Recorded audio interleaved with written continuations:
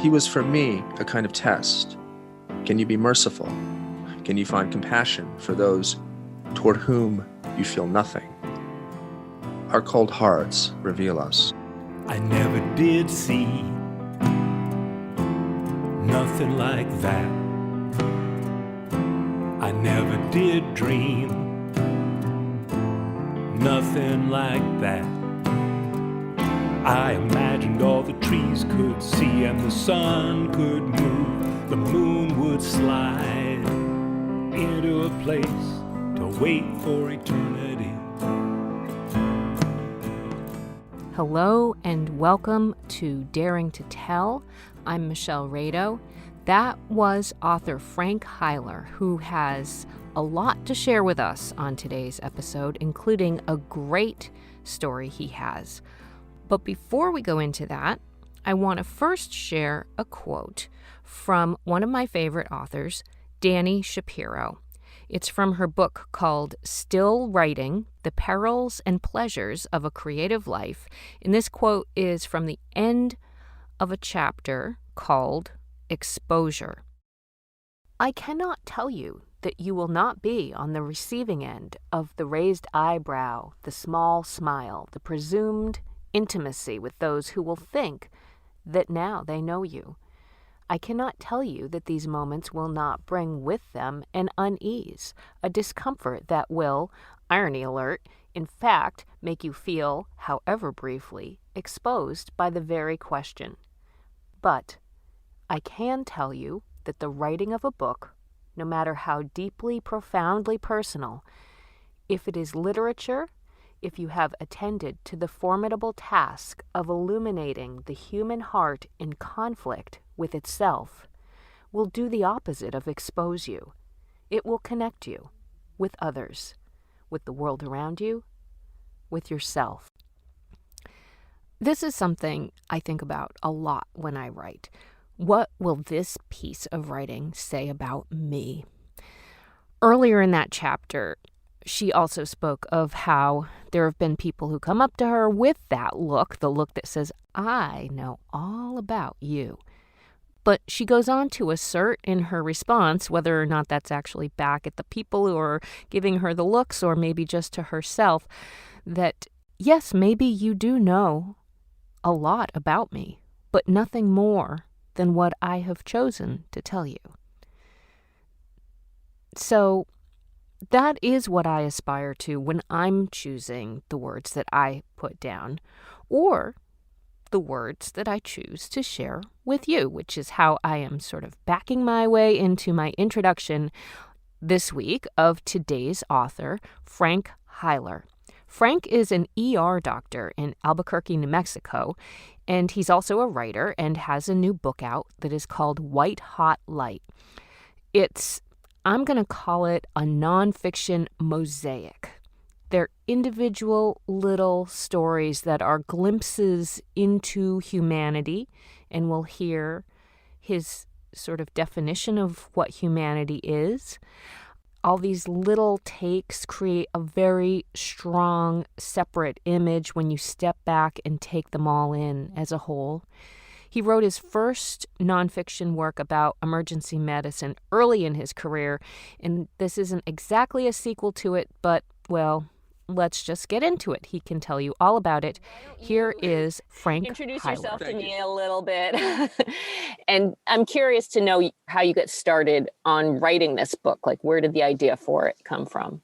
Thank you. The idea for this book was sort of a natural evolution. I've been a physician for about 25 years now, which is hard to believe. But about 20 years ago, I wrote a book called The Blood of Strangers, which is short vignettes, stories about residency training and the immediate period after that.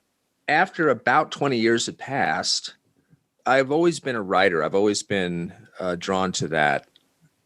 I was an English major in college. My initial orientations and everything was much more toward the humanities, toward the sciences.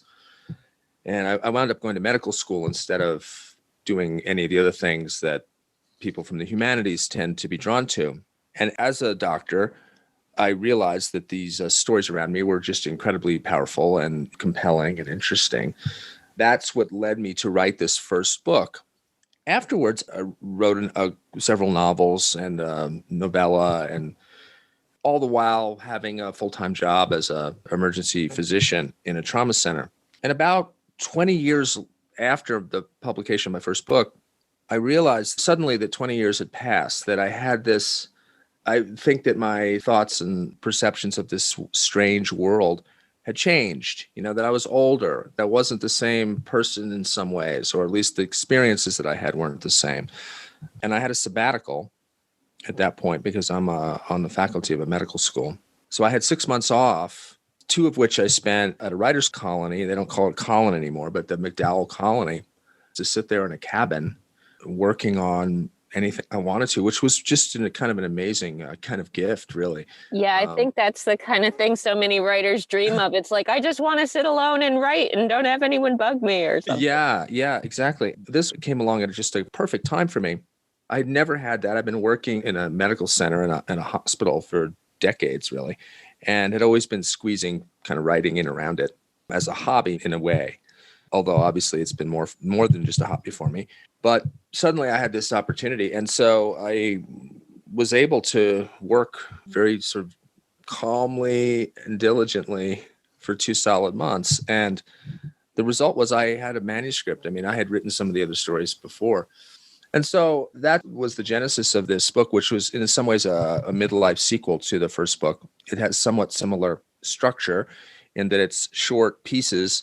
I wouldn't really call them vignettes, and I wouldn't call them quite essays. I mean, they're more sort of like creative nonfiction stories, I would say, something like that. Yeah. I was going to say it's a sequence of a whole bunch of short stories. Had you been collecting them in your hobby-ish time writing? Like, did you have a notebook full of them? How did that happen? No, I didn't. I mean, I had written a few of them over the years, and they were just stored in a drawer. But I don't sit there and take notes, and I don't. That was one of the interesting things about this experience at McDowell was sitting there every day, and I would sit back and think back about 20 years or the time that had passed, and something would come up. The story would come up. And so I never took notes. I didn't keep a journal or anything like that. And really the intention as I was writing the book, and hopefully for any readers out there, it's not really intended to be purely about medicine. There's a lot of medical stories, a lot of medical books out there that focus on the technical aspects or the more dramatic or salacious even aspects of medicine, particularly emergency medicine. And I wasn't interested in that. I was trying to do something, talk about more of the human side and not necessarily the softer, gentler human side in a way that a novelist might do, that's really intended to be about larger subjects than simply medicine, that medicine is the forum with which these stories take place, but hopefully that they're applicable in a much larger sense. You were saying about being 20 years into your time as a physician, and my best friend is a nurse, and she and I are the same age, and we have also been in our respective positions for maybe another decade on top of that. So she and I often just sort of muse over, wow, we were always the youngest people, and now we're suddenly the oldest people. And when did that happen? And so I don't know if that feels a little bit like you were at your job and one day was the senior guy here. Yeah, absolutely. That's terrible. It's terrible when that happens, isn't it? Yes, I know. Like, wait, what happened here? Wait, how did that happen? Yeah, and I think particularly when you're working in an educational setting, and I think a lot of college professors or teachers have that feeling too. It's the students, the residents, the medical students. They seem ageless because they're just all coming through, but you're aging around them. So it's a very sort of unsettling thing where, of teaching, particularly over time, is that you feel like time only applies to you, but not somehow to the students, which of course isn't true. But yeah, and the passage of time is a strange and difficult experience, I think, in a lot of ways. And for me, at least, that was part of the reason for writing this book. I mean, I suddenly realized, exactly what you said. God, all this time is gone. It just slipped away, it seemed. And have I learned any lessons from this sort of work, from this intensity and this procession of events and this procession of good things also? I mean, I don't want to say that it's all dark. No. one of the mistakes that people make when they sometimes, I believe, talk about humanity in medicine or humanity in any intense field, they confuse that with kindness or lightness, not darkness. So you don't, when people talk about humanity, they're not talking about the dark side of humanity. They're not talking about the harder elements of life, typically. So I was trying in this book to do justice to both of those things, not simply to tell sort of affirming stories. And I realized that there is a lot of darkness in the book, but it was intended to be kind of almost a Buddhist meditation in a way, in a weird way, where you start off with the hardest things in life and ask yourself then, okay, well, what do you make of that? Do you come to any lessons? Is there any value in seeing things like this? Yeah, I don't know. That's the part that I really enjoyed, and that I would say, I guess, I'm sort of drawn to in reflecting the really tough stuff that we deal with and the stuff that I think sometimes people have a harder time talking about, which is a little bit behind the concept when I started thinking about putting a podcast out called Daring to Tell. It's like, well, let's talk about some of the hard stuff too. Yeah. I mean, no, look, you don't want to inflict these miserable stories on people and say, oh, I mean, that's not the point. It's like, oh, that was a downer. Oh, here's another downer. Thanks a lot. That's not the goal. But one of the reasons that medicine is treated and contextualized so carefully in society, right? There's an accepted narrative that come up around medicine typically, which is the narrative of salvation in one form or another, typically, right? That somebody does something heroic or somebody's particularly competent and brilliant and saves the patient. There's a natural human inclination toward redemption and happy endings. And then the other is the overly dramatic. And then when healthcare professionals, doctors in particular, tend to write about medicine, they tend to be pretty cerebral, pretty abstract about it, not as emotionally not engaged really in ways that are beyond the intellect, because doctors are very comfortable talking in those voices, the rational, the calm. These are cultural values in medicine for good reason. So I was attempting in this book to be more true to this world and to ask questions. Okay, are there lessons to learn?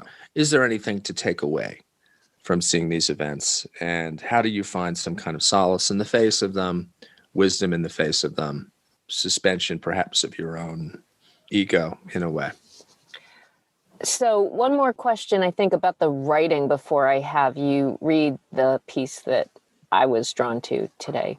Back to you're at the McDowell colony and you don't have notes, and these stories are kind of coming back to you.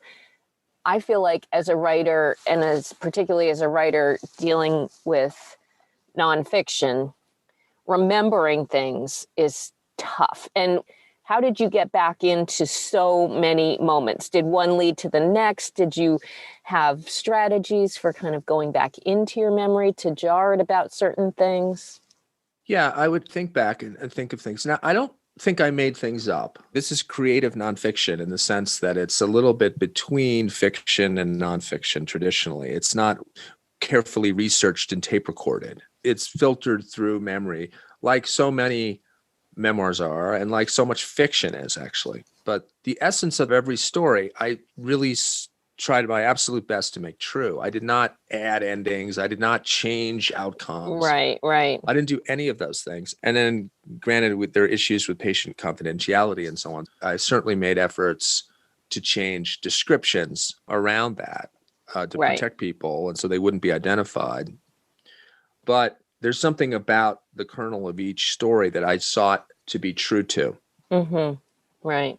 And it's obviously kind of a fine line to walk, and we make these distinctions between fiction and nonfiction, but there's a borderland between the two. But did you, when you were writing one, did it spark a memory for another, that kind of a thing? Often, yes. Yeah, it did. And I don't think there's anything unique about my experience. I mean, I think if anybody were stuck in a cabin with, I wouldn't say stuck, volunteer to go, and asked to think back on the past 20 years, you'd be amazed how many things without distraction come back to you. that in itself, I think, is a little brave to take on and to give yourself the time to do it. Well, it's hard to. Most of our lives are busy and Right. To full slow of down. noise. Yeah.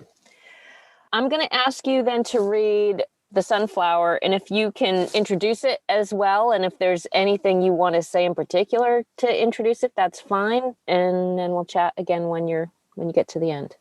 Okay. So these stories in the book are variable. Some of them are about patients. Some of them are about colleagues. Some of them are about my own experiences, often before I became a doctor or was involved in the hospital. So this is a story called The Sunflower. She lay there listening, expressionless, with her daughters beside her. The Vietnamese translator spoke through a video console from California.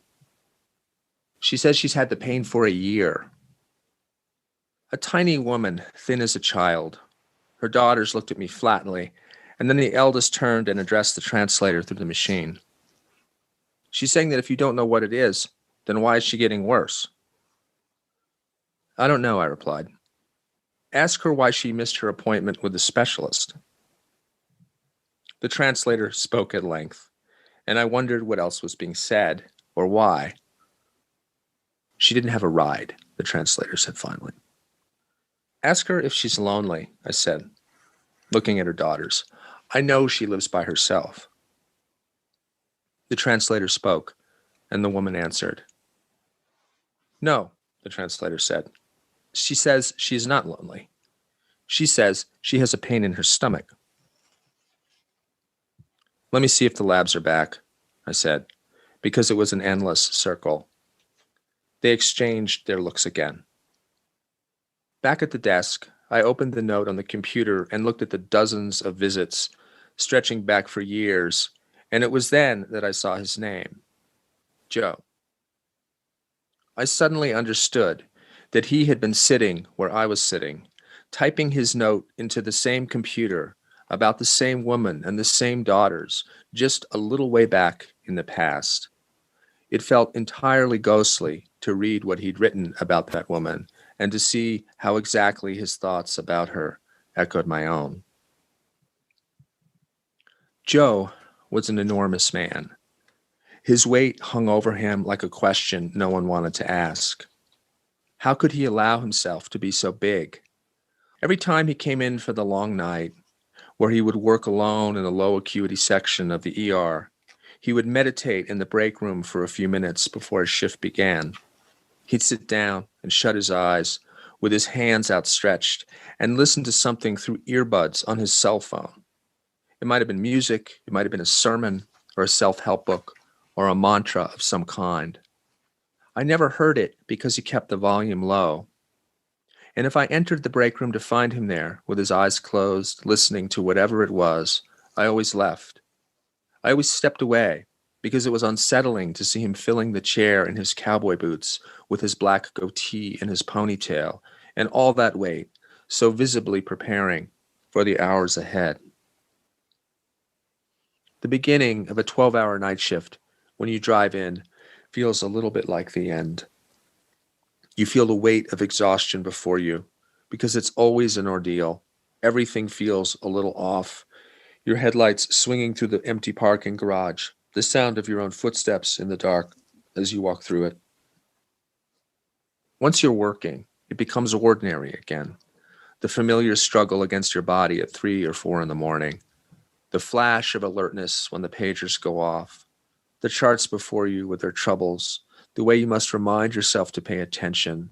The way you can feel your own mind grow duller and then sharpen again as the sun rises. You put aside the little whisper of fear in the background that never leaves you, alone with the events and the decisions they require. Joe worked a lot of nights. He remained a stranger, someone no one wanted to get close to.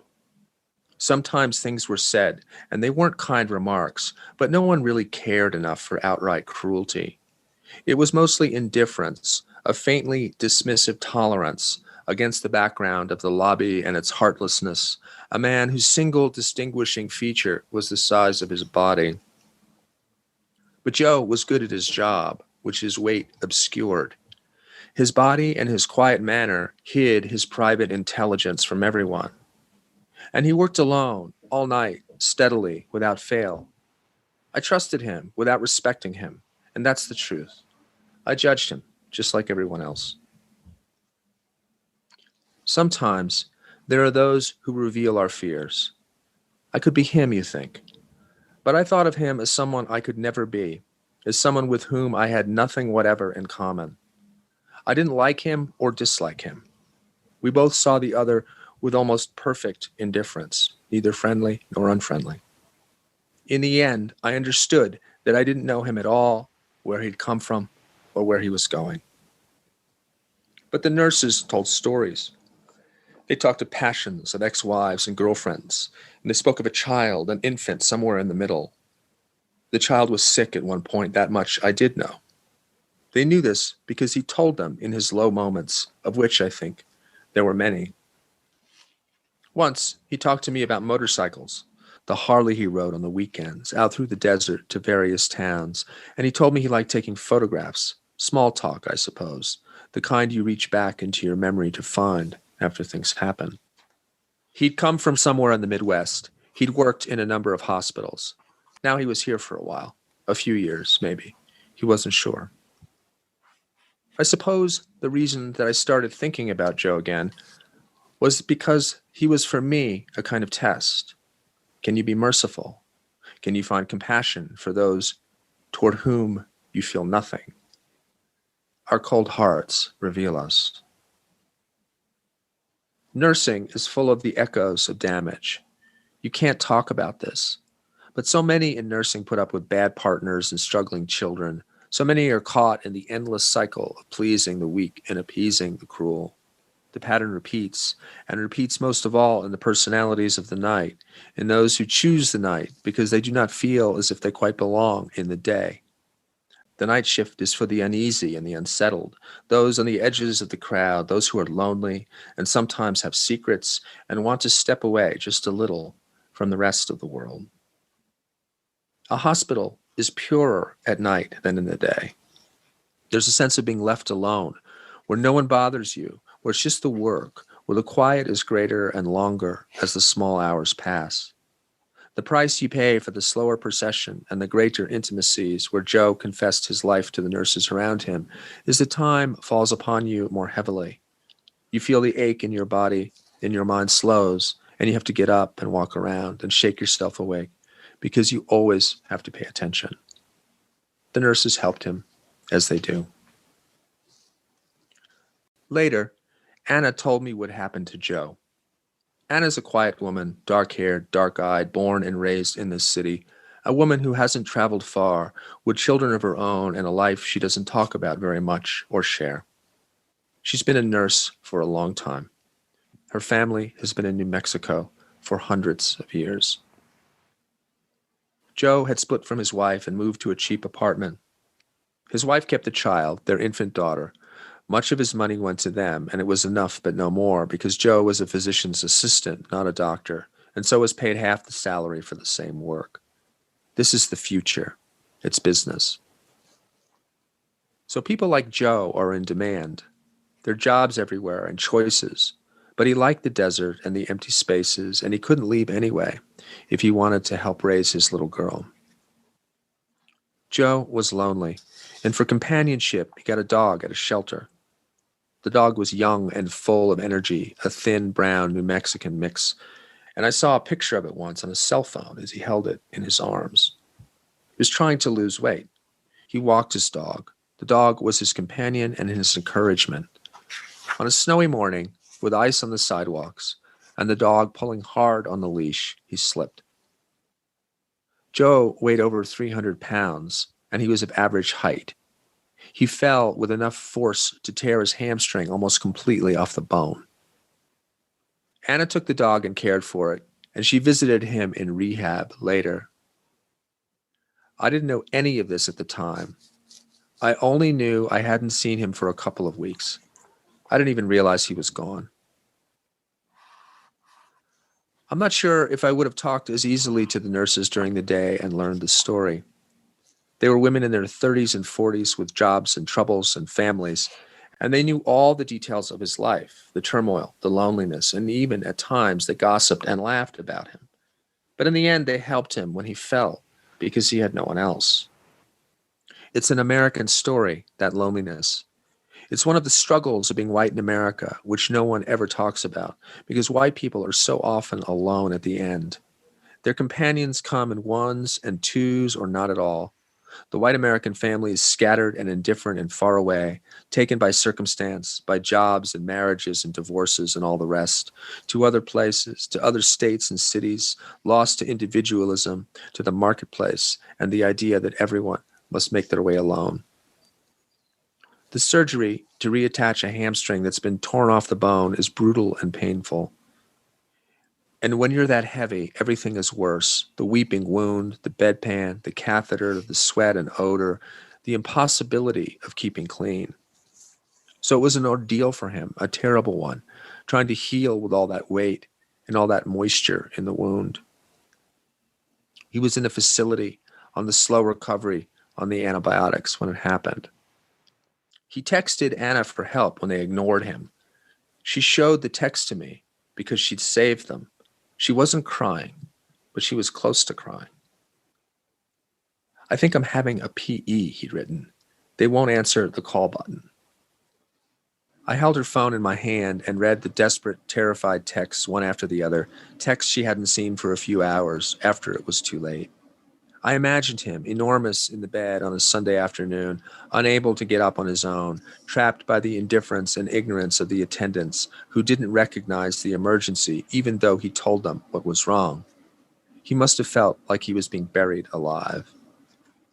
He was correct, also. It was a PE, a pulmonary embolism, blood clot rising into his lungs because he'd been on his back for weeks. It causes pain and breathlessness and a sense of terror when the clot is large, as his was. So he lay there, texting and waiting and crying out for help.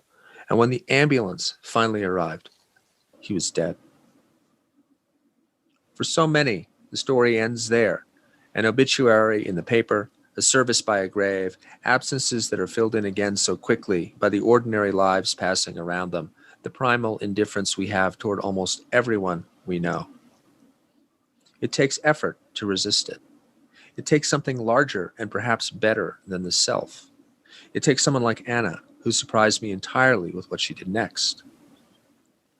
She organized an exhibition of his photographs. She found them on his computer in his apartment because he'd given her a key. The nurses who'd worked with him for those few years contributed to a pool of money. They're not poor, but bills are often a struggle. $100 means something to them. $100 is more than a gesture. But they each kicked in $100, and then they sat down and looked through thousands of photographs. Joe had taken it seriously. He had a good camera, and he rode out most weekends or on days off on his Harley. And New Mexico was full of empty roads, full of blue sky and rock formations and pinyon pine and cedar and sagebrush and coyotes and elk in the northern grasslands and black lava in the west and miles of empty desert in the south.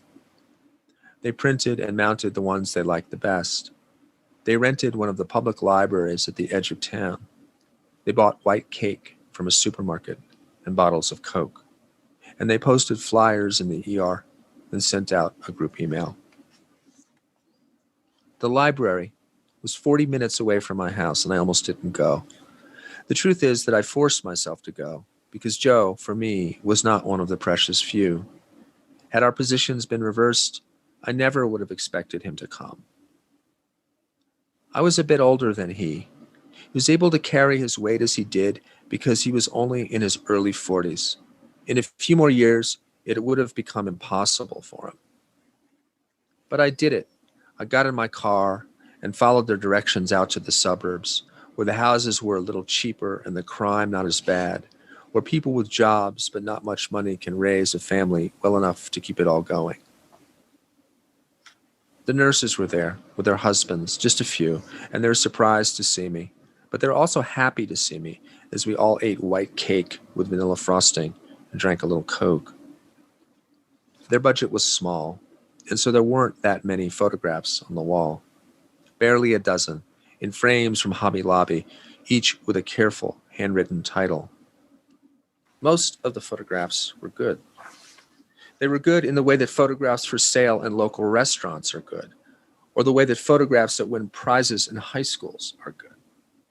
An arch, a door, an adobe wall, red chili peppers in the sun, an empty road, aspens and the height of color up by Santa Fe, a man riding a horse with the sun behind him and white clouds over the Sangres, and Carlsbad, deep in the cave underground, with floodlights.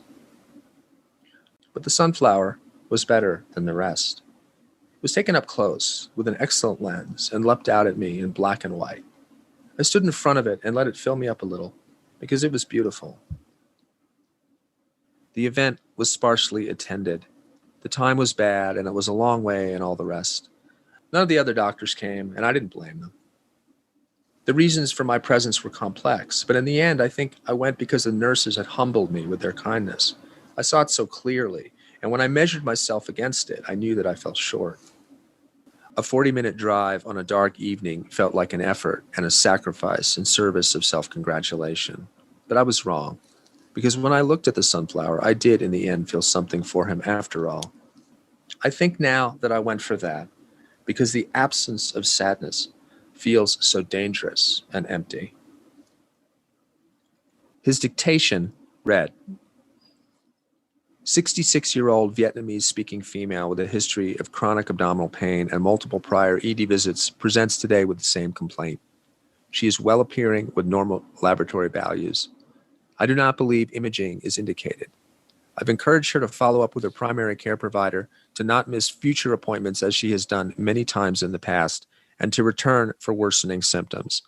I explained this in detail to the family who were present with the assistance of the Vietnamese interpreter. Then he discharged her with a diagnosis of chronic abdominal pain. So I walked back in the room and I called the interpreter in California again on the video console as we waited in silence. I'm sending her home, I said, when the screen came to life. All of her tests today are normal. She needs to keep her appointments. I've looked at the records and I know this has happened many times before. Do they understand? The interpreter spoke through the speaker, and her voice seemed very far away, disembodied and tinny, as the patient and her daughters strained to hear. They answered, and then the interpreter spoke again. Yes, she said, they understand. There is so much here. Yeah, I've never read that, actually. I've never read that fully, so aloud, so it was fun. Thank you. Sure. Thank you. I really enjoy hearing it. And I'll even just chime in there to say, I love hearing writers read their work. It's just, no one can read it like you can, because you knew what you were thinking. So one question I often ask is, was there anything about writing this or reading it that felt risky to you, or what was the most risky part of this as you put it down? Well, I think so. I do. I think it was risking somehow personal revelation. You know, the notion of indifference, the notion that we are indifferent is not something that people want to admit typically. And that sort of tension between wanting to have an emotional reaction to an event and yet not quite being able to, or wishing you were better than you are, perhaps, you know, and revealing that perhaps you're not, at times at least. I think those are conditions that most people have, right, at times in life, and yet, you know, facing that and confronting it and admitting it is challenging. I mean, this poor guy, it was just absolute tragic thing what happened to him. It was just a catastrophe and so bitterly unfair, right? And yet you see those and you want to recognize them for their cruelty, and it's hard to sometimes. And so that was one of the central challenges of the story for me.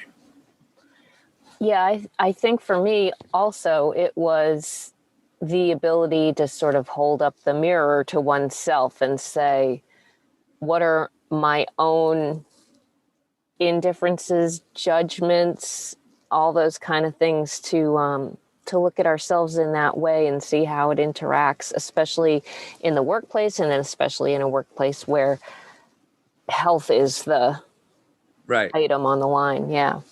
Without hopefully making it about yourself. I mean, the story was not, I didn't want it to be about me at all. This is more like an attempt to explore coldness and the distinction or the fine line between compassion and empathy and coldness and indifference.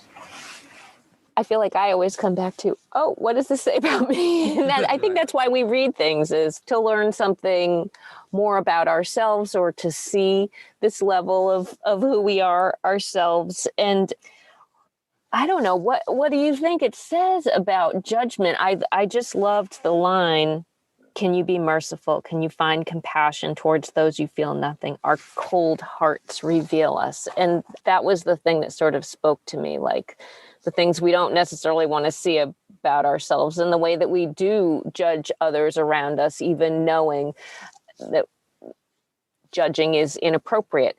And I'm going to keep talking just for another second, because I think that the judgments is obviously something everyone can relate to, and is one of those things we're kind of not supposed to do. And also, what is it in your role as a physician? Judgments are what you need to do as part of your job. So maybe that comparison there. Yeah. We all make judgments all the time. And so saying that we shouldn't make judgments is quite silly, right? I mean, we all do that. We don't want to make unfair, cruel judgments, but we still do that too, especially internally. Yeah. And so this wasn't about, me as an individual. It was about that process. I think that everyone, or most people, engage in, even if they're, they'll have some dark thought about somebody, and then they'll say, "Oh, I shouldn't think that," but they've already thought it, so it's kind of too late, right? Yeah. So, and it's not that they necessarily act on this or do anything. Right. I mean, this is just human behavior, and the fact that I do think that we have, for better or for worse, there's a few people around most people for whose loss is intolerable, who if something happens to them is truly is devastating. Right. And then there's a penumbra, there's a little bit of a margin, and it's not very far, where, you feel sad. Certainly you're not, it's not like you're a cold-hearted, terrible person, but there's just this essential indifference. And I think that's one of the traits of human beings by necessity. We've grown up through evolutionary times that are very, very hard. People die all the time. Death's part of the world. And we're quite inured to it. Even now in the modern world, where we have comforts and can pretend these forces don't exist and so on. Very, very indifferent to people just beyond even our immediate circle. Right. And also, I think worth reflecting on a little bit. Man, I'm not trying to dwell on our heartlessness, our collective heartlessness, but heartlessness is part of this world, very much so, and something we don't talk perhaps enough about. Exactly. And I think that was what I was drawn to, is just the shining a light on that a little bit. I feel like I related to the person who was at work for a while, and then you realize you hadn't seen them in a long time. And then one day, like, I'd see somebody in the hallway again, like, "Oh, hey, how you been?" And then you realize they weren't there anymore. They've been going through something. And we can't have ultimate empathy with everyone, but it reminds me sometimes, like, oh yeah, who are those other people that we encounter in our lives? And we should aspire to less heartlessness. But heartlessness is very much part of who we are, and all of us. And it's not a question of apologizing for that. It's a question of sort of being honest about these things. And then there's the layer of the patient who was there repeatedly too, and trying to get her some help. Did she come back again? Did she follow up with her appointments? Or that's one of the things you sometimes don't ever find out those follow-ups either. No, absolutely. And yes, this sorts of thing happens all the time. I mean, often there is no great secret, and often it is chronic and there is no solution to the end, and there is no moment or epiphany where a bond is formed between the caregiver and the patient and everything gets better. I mean, that's, sometimes, right? But just as often, it's this. Right. It's the endless circle. Yeah. Yeah.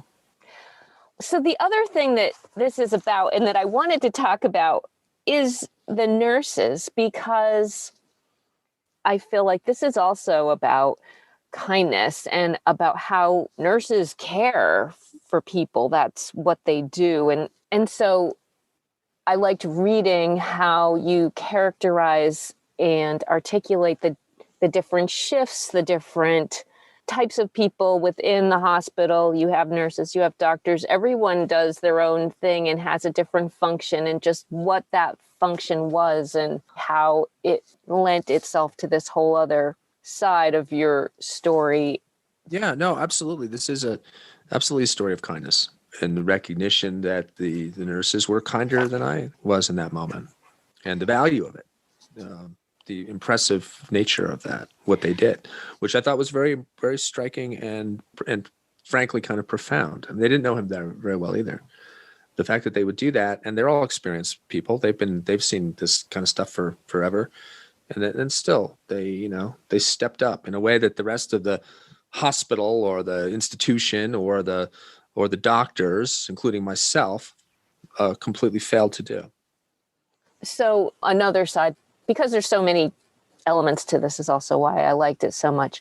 But that ability to keep going amidst patient after patient after patient, shift after shift after shift. I mean, that was another effect that I felt after many of these stories, and the experience of being an ER physician and just how tough it is to keep going day after day. And that's not really a question, but an observation. And you have other thoughts about I do. How that weighs on you. Yeah. Right. Look, life is hard, and it's hard for a lot of people, most people, in fact, in different ways. And that's one of the things that we tell ourselves falsely, that it shouldn't be hard. I mean, there's a lot of jobs that are hard, right? I mean, emergency medicine is hard in specific ways and easy in other ways. I mean, easy in the sense that it's pretty well paid and you have time off, and there's other great benefits to having a job like this. So a lot of people in America have it hard. A lot of people in America have it a lot harder than I do. And we're seeing some of the fruits of that hardship right now, not only with the political divisions in the country, but also, reflected in this horrific COVID-19 pandemic that we're in the midst of. That was another question I was just curious about, talking with you to get your perspective on that. I mean, obviously we are now coming up probably into close to a year of this pandemic. How have you seen that impact what you do every day, and what's the change since that? Well, the change has been absolutely profound for all of us who work in hospitals. I mean, at this point, I've gotten my second vaccine. So I'm, for the first time, breathing kind of personal sigh of relief. I think that those vaccines, the evidence shows that they work well. And so I'm very grateful to have that vaccine.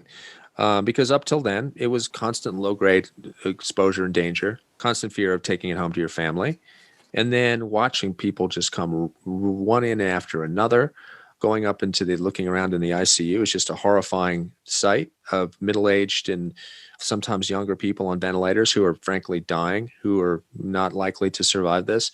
And watching the collective response in this country has been an absolute, utterly dismaying and frankly enraging in every way. The sort of politicization of these issues, the idiocy and profound irresponsibility of so many in America to confront a collective threat that should have been simple and easy is utterly mystifying to me and many others who worked in hospitals. A year later, we are still reusing personal protective equipment. A year later, we still do not have adequate federal guidelines or centralized authority. And the results speak for themselves. We have, nearly 500,000 dead in this country, and countries who have acted responsibly, like adults, have, in some cases, only a few hundred dead. Yeah. Well, you say it incredibly well. so sad. I don't have any other words than just so sad. Do you see the impact of this pandemic affecting your profession, affecting doctors in a different way? Yes, it's affected doctors tremendously. I mean, now finally physicians and nurses and everyone who's a sort of frontline healthcare worker is getting vaccinated. And so that's an enormous thing. But up till then, it was quite clear that the system was indifferent, largely at least, to healthcare workers across the board. There was some rhetoric, otherwise just collective corporate indifference that's outrageous, frankly, and that I hope eventually there will be some consequences for that, because thousands of healthcare workers have been killed by this and have brought it home to their families. Yeah. So how has it affected, well, taking care of patients in this setting where we still don't have patients who are immunized? So you're trying to separate and keep patients safe from one another because they can spread it to each other. It's very easy to catch this in the hospital, something else that hasn't been examined yet. So, and then trying to take care of all the other medical issues that already had created a very overburdened healthcare system where you've got just a little margin at any given time to care for what happens every day in an actuarial sense. And then you throw something like this on top of it. It's no wonder that the medical system is struggling. And one of the additional consequences of this is that censorship has been rampant throughout medicine. Healthcare workers, nurses, physicians have been censored, have been at times laid off, have been threatened by basically corporate entities, business types who run hospitals in America for speaking out about a collective threat. So they'll say, there's conditions, protesting against conditions, protesting against poor planning, lack of personal protective equipment, any of the other things that have put they and others at risk. Speaking out about that, if you read the news, it's almost always, I should say, anonymous quotations for fear of retaliation from employers. Right. And this is endemic in America, and it's, again, a disgrace. And hopefully, again, I hope there's some consequences to this later as well. Yeah. How do you keep going on every day? What do you find within yourself? It's a very strange world. It's now where you walk in and you do your shifts, and I'm working this afternoon, and you just put on your mask and you go and you just see patients just like you always do. And this is what people do in all fields. Everyone goes to work. I mean, it keeps going to work. You don't, there's an essential endurance within human beings and a tolerance for darkness and suffering and so on, an essential toughness that people have that is true everywhere, and you see it all the time. And I think we spend too much time talking about sort of the delicacy of human beings, how vulnerable we all are and how vulnerable people are to traumas and so on, and perhaps not enough talking about their resilience. I couldn't agree more. I think that's a great observation. To bring it back to writing a little bit as we wrap up, do you draw any commonalities between your two, I'll call them two professions, between yourself as a writer and yourself as a doctor? And I will especially say maybe in regards to what it means to listen to people.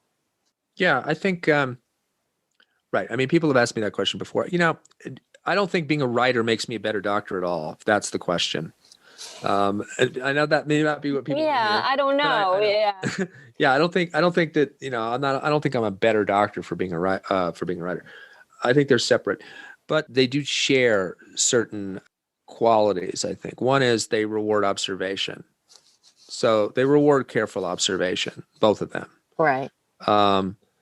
They reward, like you say, listening at times, although listening can be problematic in medicine. Frankly. How so? Well, I mean, one of the standard narratives says you have to listen to your patients. Yeah. Right? And that's true, of course. Yeah. Of course, that's true. But what that narrative forgets is that the patient is often an unreliable narrator, and in very profound ways. Yeah. And no one wants to hear that, but it's absolutely true. And yes, you listen, but you also listen with a grain of salt all the time. Yeah. So they require listening, though. They require observation. They require a sense of calm. They require a sense of stillness, I think. both of them. Right. And, and of course they require work and effort and discipline. Yeah, that's true. I don't know. I always think that the work of writing it does take all that. And it's so solitary. We don't always, as writers, I don't think we know how we write. Like, I think the way I write about things might be very different than the way you write about things. So, when do you write or how do you write? And are you still writing now amidst all of your... Yeah. Well, I've written, let me see, this would be my fourth book. So, and I don't think there's a right answer to that. I think you just have to have a project or a story that you have enough passion about that you're just going to finish come hell or high water, frankly. How you do it, whether you get up every day. I mean, I admire people who get up and work, for hours every morning and then, have a disciplined, structured life. I've never been able to do that. I just feel guilty enough if I haven't done it for a while. And finally I get a project and then just, I have to finish it basically. And that's the only way of doing it. Regardless how you do it, you've got to be just absolutely determined because it's kind of unpleasant a lot of the time, right? It's painful. Sort of like these are sort of the perverse joys that people get out of things like running marathons or ultra marathons or, putting themselves through painful physical ordeals, like walking across, I don't know, Antarctica or something. I mean, that's maybe that explains why I love those kinds of stories so much. Right. I just can't get enough of like exploring the Arctic sort of things. Yeah, no, I know. And it is sort of this masochistic act that hopefully, means something. And then of course you question whether it means anything. And, this is just part of it. There's no magic answers. You just got to do it. No, exactly. Yeah. And the way that we all do it is different. But I think the finishing part, I feel like I've been listening to a few things lately. And the message that's been like hitting me recently is you have to finish it. And I feel like I've started so many things. And yeah, the key is finishing it. So that's a good one. Well, thank you so much for sharing this one with us. This is just such a terrific book. I cannot endorse it enough. So I will certainly encourage people to go check it out. I appreciate that you have the courage and tenacity and resilience to keep saying the things that people don't necessarily want to hear. But when we all can listen, there's other rewards behind that too. So thank you, Michelle. Thanks a lot. I really enjoyed talking to you, and it's been a pleasure. Thank you. There is just so much I feel like I could follow up on after this essay and this conversation. I've thoughts about how this piece is a sort of meditation on loneliness and indifference, and also a practice of unconditional kindness. I was also really struck by what he said about censorship, and I was not present enough in the moment to stop and sort of follow up about that. I find myself to be a very slow thinker, a slow reader, a slow listener. I need time to allow these things to sort of seep into me, and that's why I always have questions afterward that I realize I did not follow up on. But perhaps the most personal pleasure that I took out of this whole conversation was when he said how much he enjoyed reading this piece out loud. And that's something I just love hearing, because I always obviously enjoy hearing writers reading their own work.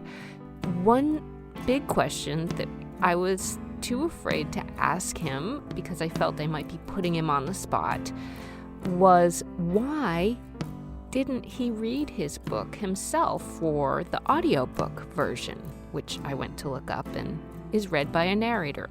So, in fact, I did follow up with Frank about this after we had spoken in an email, and he said something that quite a few writers that I've spoken with have said to me, and that is that they often feel like a professional narrator can do a better job than they could do. Okay, I get it. There are indeed tons of great voiceover talent out there. It is a profession unto itself for a very good reason. The work of doing professional narration is more than just reading. But still, I do find something extra great about when it's the writer reading his or her own work, and especially when it's first-person nonfiction. So, I don't know, what do you think about that? I have a friend and former colleague who he and I have had very engaged back and forths about that very topic, and we don't see eye to eye on that one, and it's always kind of fun to debate it. So check out White Hot Light. I have links to it in the show notes. And if you download the audiobook, well, you can see who you prefer reading The Sunflower, Frank or the narrator. On the next episode of Daring to Tell, we'll hear from writer Peg Conway. Peg lost her mother to cancer when she was just 7, and her memoir is about the struggle she's lived with and been unwrapping since that time. I want so much to be over it, but the truth is the childhood loss never ceases to reverberate. Please subscribe so that you won't miss that story or any of our episodes that come out each Thursday. If you enjoy these episodes, I hope you'll share them with other writers, readers, friends, people in your life. If you have questions or comments, please email them to me. I am Michelle, with 2 L's, at michellerado.com, michelle@michellerado.com. Thanks so much for daring to listen.